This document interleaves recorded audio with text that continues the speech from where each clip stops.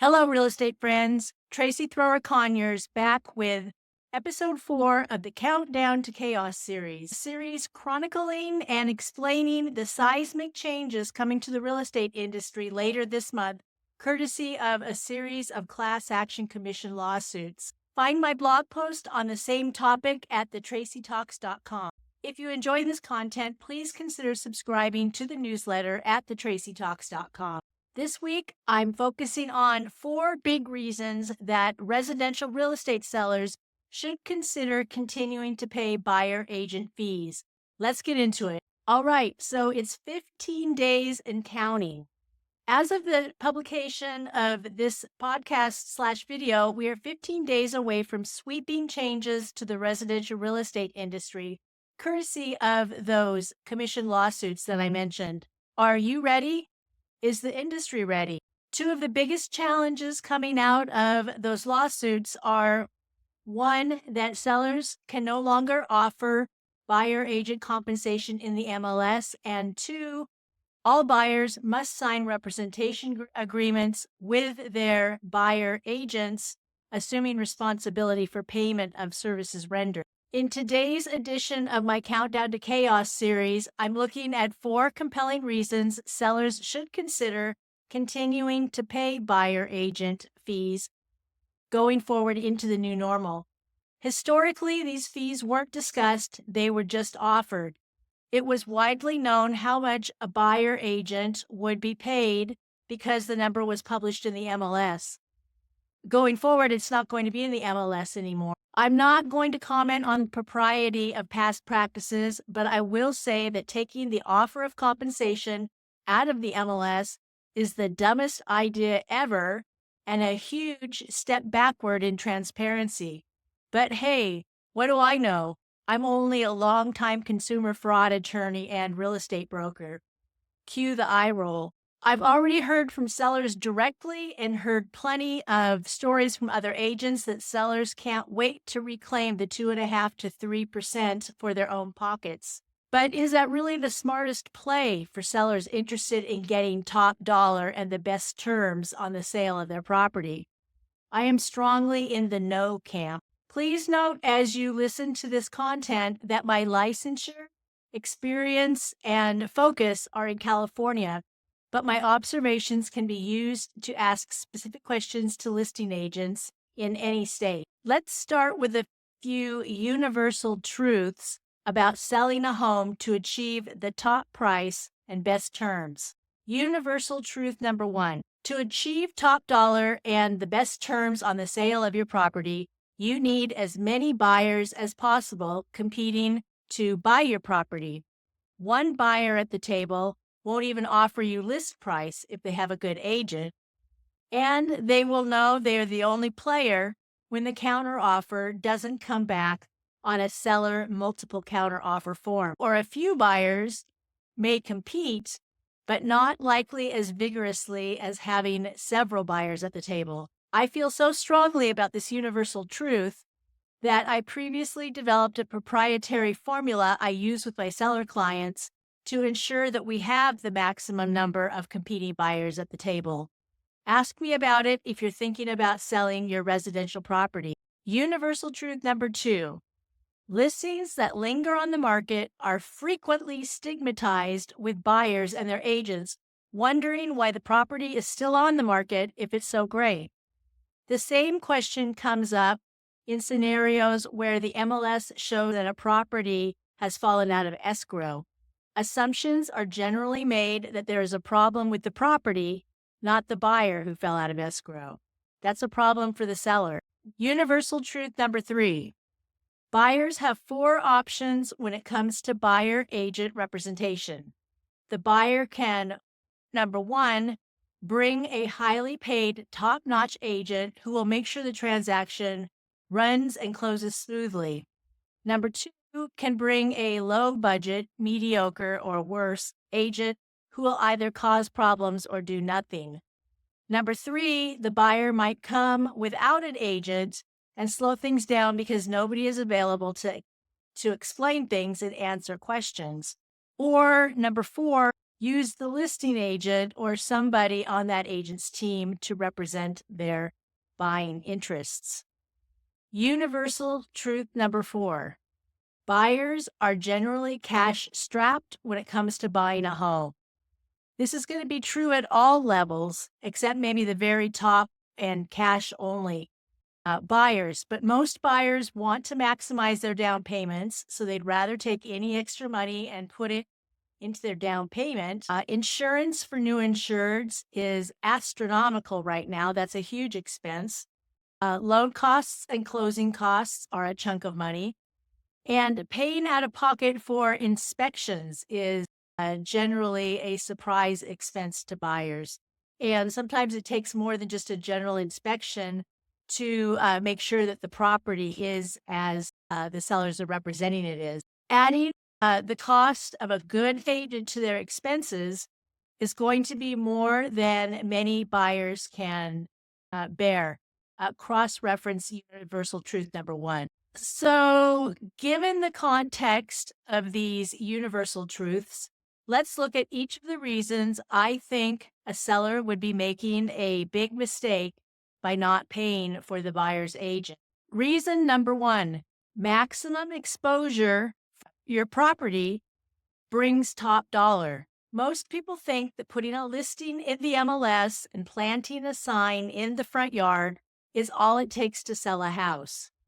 While those two strategies definitely bring some exposure and maybe a buyer or two, your goal as a seller via your listing agent is to bring as many people as possible to see your property, fall in love with it, and fight other buyers to own it.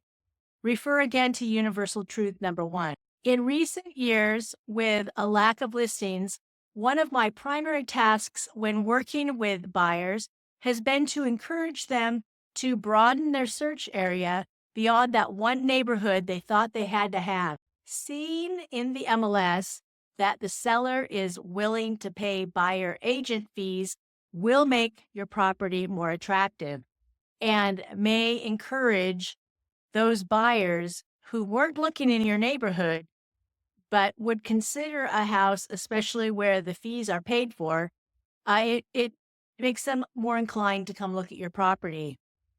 And you want to incentivize an army of agents to introduce your property to their buyers.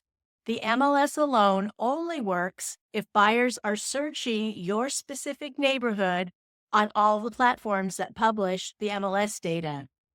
That is, if your property is in Brookhurst and agents really want to live next door in Oakcrest, they're only going to search Oakcrest when looking for listings.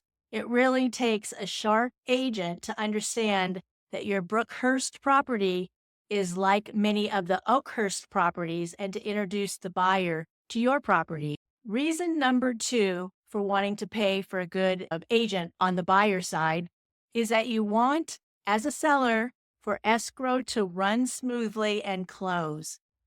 Escrow, or settlement if you're in a state where attorneys close real estate transactions, can be the trickiest part of a real estate transaction. Often, an aggressive schedule is spelled out in the contract because sellers want the deal buttoned up sooner rather than later. Inspections have to be scheduled, and the resulting reports have to be reviewed. Remediation costs may need to be investigated. Issues might come up with title. Insurance has to be obtained. A raft of paperwork needs to be signed in escrow. As you could imagine, there are what feel like 100 different ways for escrow to fall apart. Escrow problems can lead to heartburn, delay, and/or a deal unraveling. An experienced buyer agent on the other side will manage the escrow obstacles and manage his or her client and their expectations. Your odds of a smooth escrow are infinitely enhanced with a good buyer agent on the other side. And if you're paying or conceding top dollar, the buyer can afford just such an agent. If your escrow crashes and burns, you're faced with going back on the market. And instead of being 7 to 14 days on the market or fresh, you'll be adding the number of days you were in escrow to your number of days on the market. Refer to universal truth number 2. Reason number 3 to pay for the buyer's agent. Knock, knock, you're served. If you Google buyer's remorse, the definition literally cites car purchases and home purchases. If you won't pay for the buyer's agent, the buyer may be tempted to try and go it alone in the deal. A layperson will simply not be able to manage escrow on their own, and you'll be stuck with your stale listing going back on the market. And that's the best case scenario. Let's say the unrepresented buyer or underrepresented buyer, if the buyer had to go with a low budget substandard agent, manages to close. What happens when they're not happy with the property after the deal closes? A lawsuit happy buyer will be a disaster for you as a seller. Deals were already subject to these kinds of risks before the rules changed, but I only see a lot more litigation in residential real estate coming our way. If there's a good agent on the buy side because you paid for it, you have somebody to talk the buyer off the lawsuit ledge. And failing that, that agent is going to be insured, and that helps put you a little further from the hot seat. Reason number 4 to pay for the buyer agent. Sellers are usually in a better position to absorb extra costs. This reason is particularly compelling if you stand to make a big gain on your sale. If you do, you're likely looking at big taxes on that gain. Paying the buyer agent is a cost to you that can be offset against your gain. Given that my first 3 reasons should demonstrate to you why it makes sense to pay for the buyer's agent, and the 4th reason being that it's no extra money out of your pocket, why wouldn't you pay the commission for that buyer agent? Okay, so assuming I've convinced you that it's in your best interest to have a qualified agent representing your buyer, and you're willing to pay for that agent, how do you make that happen in the new normal? In the old normal, you as a seller would have signed a listing agreement agreeing to pay typically 5 to 6% in commissions to sell your home. Then the listing agent would have decided how much of that to offer to the buyer agent and published that amount in the MLS with the rest of the property details. But this commission field is being disabled in MLSs no later than August 17th. This is due to one class action in one small Midwestern state imposing stupid rules on agents and MLSs nationwide. How to advertise a commission for buyer agents has been a hotly debated topic in the real estate industry ever since the class action was settled in March. Some very large players in the industry believe it is still okay to advertise commissions anywhere except the MLS. Others argue that advertising commissions anyplace would fly in the face of the spirit of the settlement. But there is another way. The alternate strategy is simply to be ready as a seller to entertain a concession request in offers to cover the buyer agent commission. This means that there would be nothing advertised. Your listing agent might understand that you're willing to do that and share it verbally, but a buyer just makes an offer and says, I offer you this much money on these terms, and I want a concession of X number of dollars to pay for my agent. And then when all the offers are being considered between you as the seller and your listing agent, you just line them up and do the math and figure out what the bottom line number is and which buyer you want to go with. It's a very straightforward approach. There's no question about advertising anywhere or, prolonging the period because buyer agents have to contact the listing agent to find out how much commission is offered. Either route, advertising a commission someplace or entertaining concession requests gets a seller to the same point.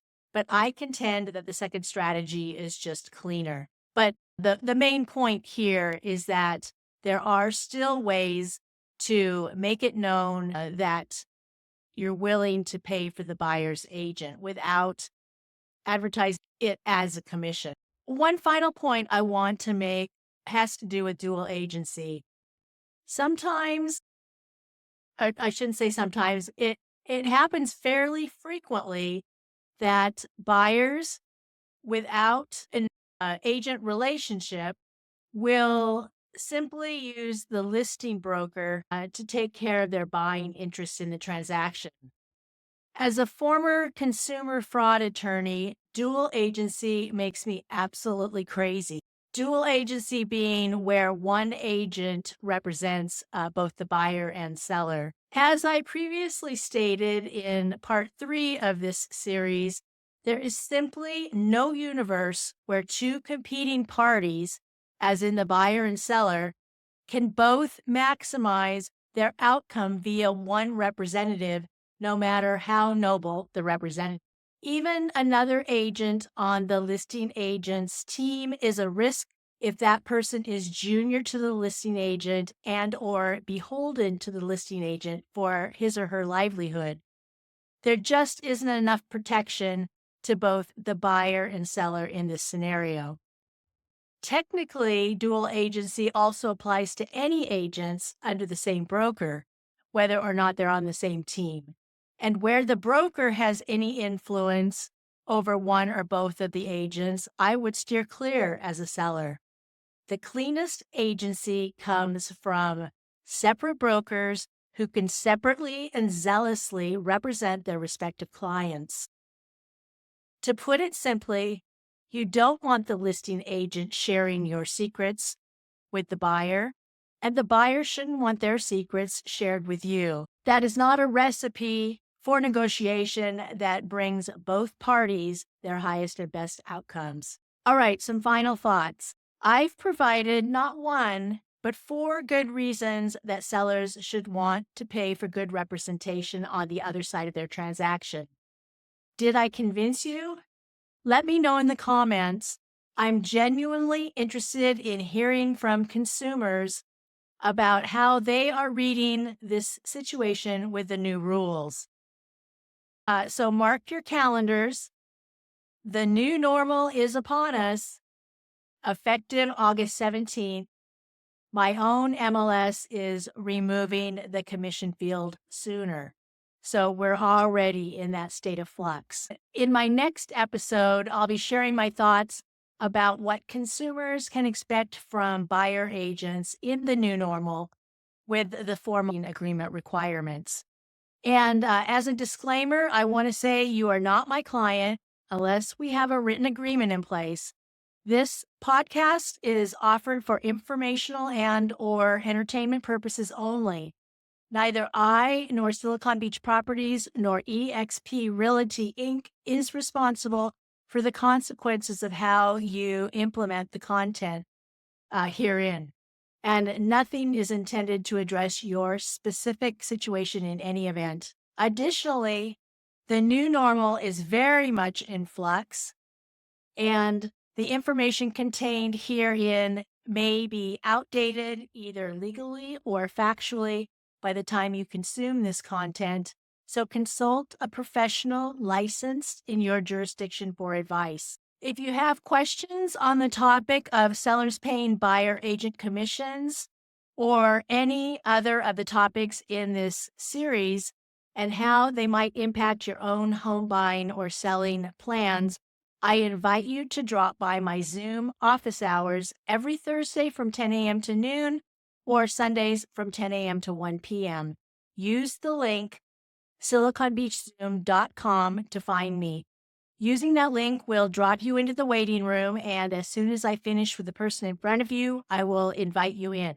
It's a great way to get your casual questions answered without any obligation. I also want to mention that I and my team have been working on something new and very innovative in light of the changes coming to real estate. I can't disclose the details yet, but we're very excited about this new initiative.